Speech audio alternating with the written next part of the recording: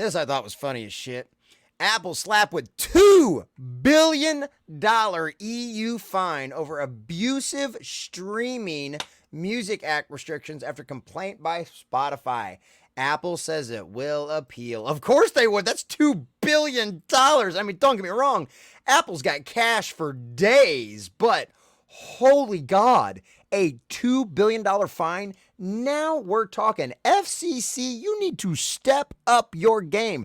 This is a fine that is going to hurt a company, not this like $10 million, $20 million you fine Amazon with. That's a Jeff Bezos wakes up and takes a piss in the morning and makes more money than that while he's taking a leak. Like, give me a break, boys and girls. Come on, step up your game, FCC.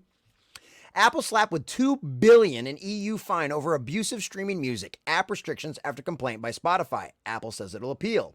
After a years-long investigation, the European Commission levied a fine against Apple of 1.8 billion euros, about $1.9 billion in American money, US dollars, the actual currency.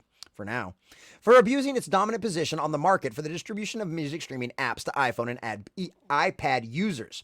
The EU said Monday its investigation into Apple, which was kicked off by a complaint by Spotify, found that Apple applied restrictions on app developers, preventing them from informing iOS users about alternative and cheaper music subscription services available outside of the app, which is illegal under the EU antitrust rules, right? This is what Google is now. They got fined for this too. I don't think it was anywhere near as much as this, but they opened up all of their stuff to where now you can only in the EU though you can advertise your off-platform subscription. So instead of having to go through the Google store and give Google their whatever their outrageous cut probably is, it's probably worse than it was on Super Chat. It's probably worse than 33%.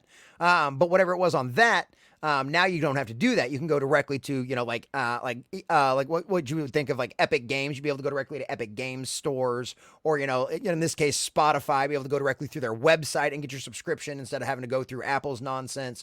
So yeah, this is good. I think it's fair. It's good. It's a win for consumers anyway. It might be kind of a crummy thing for the companies, but it's a win for the consumers.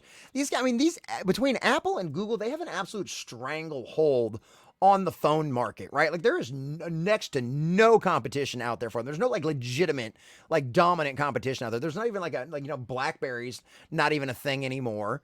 It's like where did all the competition go in these phone markets? You know what? Go ahead, slap them around like this a little bit. Go ahead, they deserve it. They're freaking too damn big as is. They need to be broken up into smaller pieces. And I'm normally not a guy for government stuff, but when monopolies like this happen, and given a lot of the monopoly has to do with how much government has supported these companies as well, and how much investments government has put in them between tax breaks and everything else, so it's all definitely partially the government's fault, and probably we wouldn't have these monopolies with these companies if the government would slow down on the amount of money and like privileges and contracts and shit that these companies get. So that could probably have something to do with it too. So I say we just do it both ways. Let's just slash the hell out of the government and slash the hell out of these big companies and just see what happens when we're all done. Let's just start slashing things. I'm down for it. Let's do this.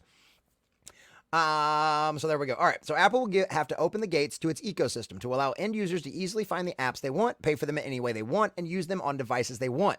The EU's top antitrust official said, today's decision shows the competition law continues to provide a very powerful basis to tackle illegal behavior by companies like Apple to the benefit of customers. In a statement, Apple said it will appeal the EU decision. The company claimed Europe's digital music market was thriving and that the European Commission's probe failed to uncover any credible evidence of consumer harm. In 2015, Spotify started working with the European Commission on an investigation with little grounding in reality. They claimed the digital music market had stalled and that Apple was holding competitors back. Unfortunately for their case, Spotify continued to grow, and thanks in part to the App Store, eclipsed every other digital music business in the world. Apple claims Spotify has a 56% share of Europe's music streaming market, more than double its closest competitor, and that Spotify pays Apple nothing for the services that have helped make them one of the most recognizable brands in the world. Ooh, Apple's being catty. A large part of their success is due to the App Store, along with all the tools and technology that Spotify uses to build, update, and share their app with Apple users around the world. We're proud to play a key role in supporting Spotify's success, as we have for developers of all sizes from the App Store's earliest days. Wow. So in 2019, Spotify officially filed an antitrust complaint against Apple in Europe, contending the Apple unfairly limits choice.